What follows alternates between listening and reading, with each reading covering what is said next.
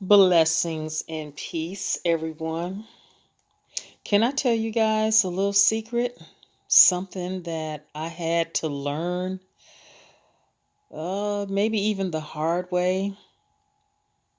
You listening?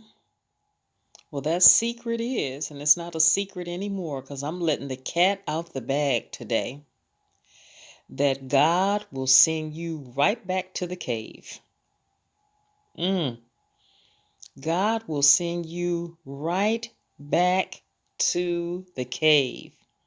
As you guys know, I've been working on a video series, Lessons I Learned from the Cave or Lessons Learned in the Cave. And I'm still developing that every day. I still have more material that I want to present to you guys regarding lessons learned in the cave. But you guys may not believe me, but God will send you right back to the cave. You know how in school, if you don't pass the test or get a decent grade on the tests, the midterms, and the final exam, then you have to repeat the class because that means that you did not get the lesson. And so it's the same thing with the cave. If you don't get the lesson, God will send you right back to the cave. And you know, the cave is a place that you can come and go as you please. And sometimes we as humans, we like to debate with God, as far as when we're ready, you know. Oh God, I'm ready. I got this lesson. I got this. I'm coming out this cage on such and such date. And God is saying, no, you're not really ready. But you're going to debate with God, you know. I'm ready. I'm coming out today. Today I'm coming out the cave. I'm ready. I'm prepared. I know what to do.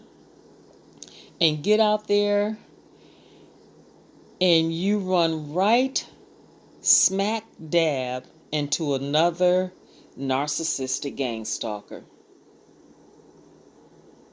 You run right into another narcissistic gang stalker. You get attached to, or you allow them to attach themselves to you.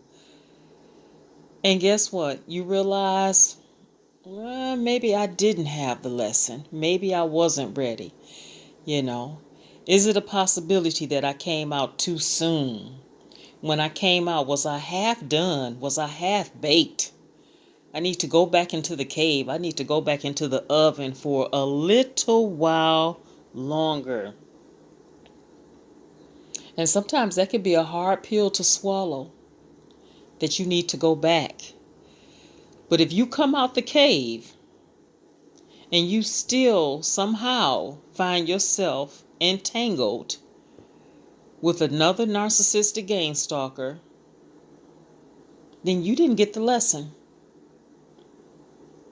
Because in the cave, you're going to reflect on all the red flags that you allowed to pass by, all the red flags that you ignored until they became flashing red neon lights. And so, if you don't get the lesson, you don't pass the class. And I want to tell you a funny but true story.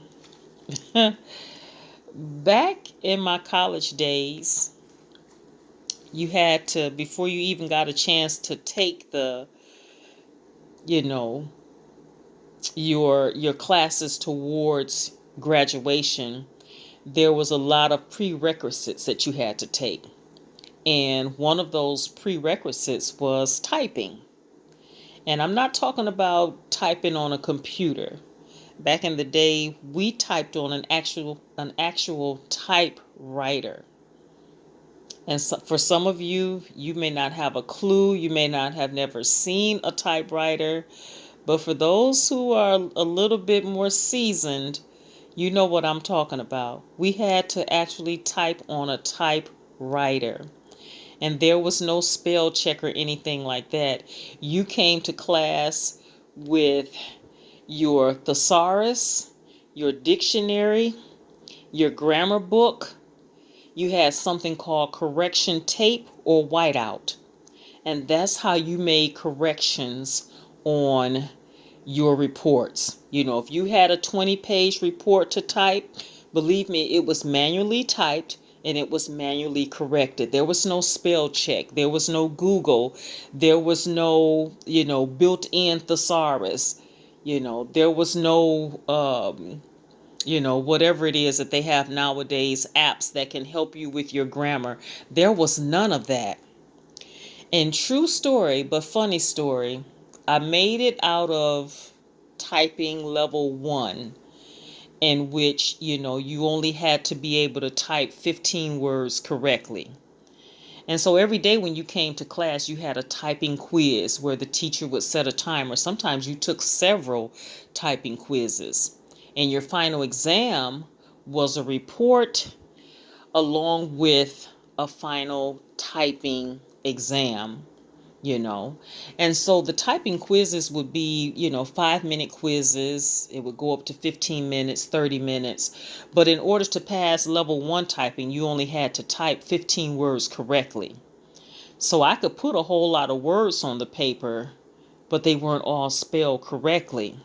And so I made it to typing level 2. And why did the teacher set me next to a girl who could type 80 words a minute and I could only type 15 words per minute? I mean, when the timer went off, she was gone, And this was 80 words correctly. And I was still trying to improve my little 15 words correctly. Well, needless to say, I never made it to 80 words per minute. I definitely didn't make it to 100 words per minute, but I was able to make it to 50 words per minute.